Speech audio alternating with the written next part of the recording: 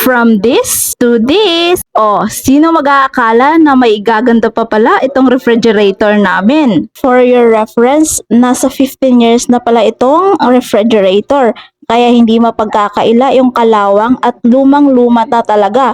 Sa totoo lang, gusto na nga namin tong palitan eh. Kaso lang, wala pa talagang budget. Kaya nagtitipid-tipid muna. Bumagana pa kasi kaya sayang naman. So imbis na bumili ng bago, naggastos na kami ng 100 plus para sa mga wallpaper na ito. So actually, dalawa palang klaseng wallpaper ang ginamit ko dito. Isang glossy tsaka isang matte.